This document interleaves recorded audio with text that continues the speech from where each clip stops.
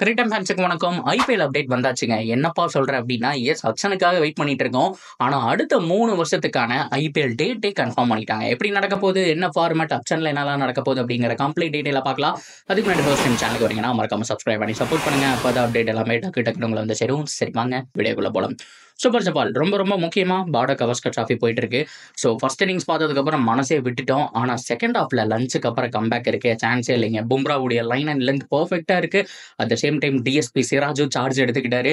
So இதே மாதிரி நிதிஷ்குமார் ரெட்டி அவருடைய அந்த டெபியூட் பர்ஃபார்மன்ஸ் அப்படிங்கிறது பொறுத்திருந்து பார்ப்போம். அஸ்வின் இல்ல, ஸோ ஜடேஜா கிடையாது, ரோஹித் சர்மா இல்ல, இந்த ஒரு யங் டீம் என்ன பண்ண போறாங்க அப்படிங்கிறத பார்ப்போம்.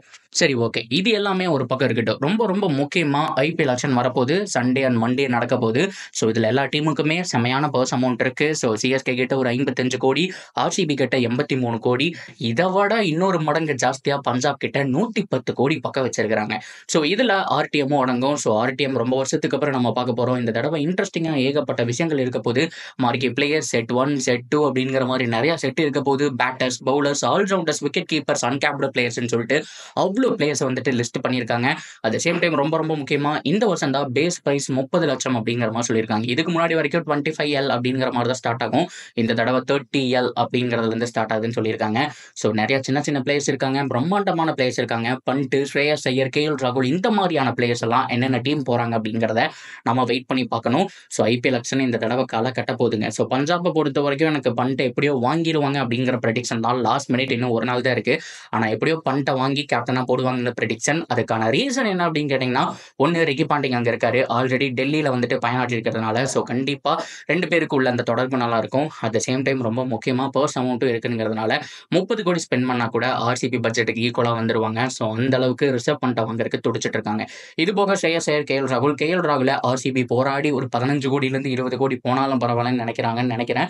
பொறுத்திருந்து பார்ப்போம் அது என்ன நடக்க போகுதுன்னு அப்படின்னு சொல்லிட்டு. ஸோ இதெல்லாம் தாண்டி அடுத்த வருஷம் ஐபிஎல் நடக்க போகுது இல்லையா? ஸோ அதை தாண்டி 2 வருஷத்துக்கு தேவையான மீதி 2 வருஷம், அதாவது 2025, 26 அண்ட் 27 3 வருஷத்துக்கான ஐபிஎல் டேட்டை அனௌன்ஸ் பண்ணிட்டாங்க. ஏன்னா இந்த 3 வருஷத்துக்கு அப்புறம் தான் மறுபடியும் ரூல்ஸை புதுப்பிக்க போறாங்க, ஃபார்மேட்டை மாற்ற போறாங்கிறதுனால இந்த 3 வருஷம் ரொம்ப இம்பார்ட்டன்ட். அதுல அடுத்த வருஷம் மார்ச் 14ஆம் தேதி ஐபிஎல் தொடங்குது, மே 25ஆம் தேதி முடியுது. அதுக்கு அடுத்த வருஷம், அதாவது 2026ல மார்ச் 15ஆம் தேதி தொடங்கி 31ஆம் தேதி வரை, அதாவது மே 31 வரைக்கும் இருக்கு. So at the same time டிக்டோ 2027 2025ல நடக்கிற மாதிரியே மார்ச் 14 மே 25ல முடியுது. ஸோ இந்த மாதிரி தான் பிளான் பண்ணியிருக்காங்க. ஆக மொத்தத்தில் மார்ச் 14 தாங்க ஐபிஎல் தொடங்குது. ஸோ இந்த வருஷம் ரொம்ப முக்கியமாக இந்த ஆப்ஷன் முடிஞ்ச கையோட அடுத்தது சாம்பியன் டிராஃபி. அது முடிஞ்ச உடனே, அதாவது இந்த வருஷத்தோட அடுத்த வருஷம் நியூ இயர் உடைய முதல் 2 மாசம் முடிஞ்ச உடனே மார்ச்லேயே ஐபிஎல் ஸ்டார்ட் பண்ண போறாங்க.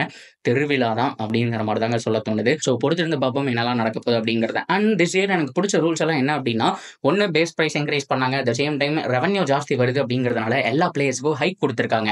ஒவ்வொரு மேட்ச் ஃபீயும் இன்க்ரீஸ் ஆயிருக்கு. ஸோ அவங்களுக்கு சம்பளமும் ஜாஸ்தி வரும். அதுலேயும் எல்லா மேட்சுமே விளாண்டா ஸோ இன்னும் கொஞ்சம் ஹைக் பண்ணுவாங்க அப்படிங்கிற மாதிரி எல்லாம் கூட பேசிட்டு இருக்காங்க.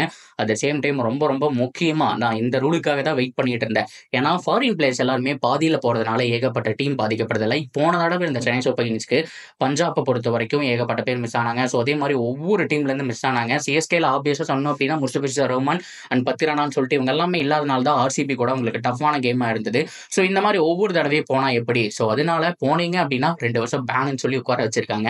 இந்த ரூல்ஸ் எல்லாம் உண்மையாலுமே செம்மையா இருக்க போது. அதே மாதிரி அப்ளைவும் கண்டிப்பா பண்ணியே ஆகணுங்கிற விஷயம் தான். நீங்க ஷார்ட் லிஸ்ட்ல வரீங்களோ இல்லையோ, ஸோ அப்ளை பண்ணணும். அப்பதான் அடுத்த வருஷம் மினி ஆக்ஷனுக்கும் நீங்க உள்ள வர முடியுங்கிற மாதிரி கொண்டு வந்திருக்காங்க.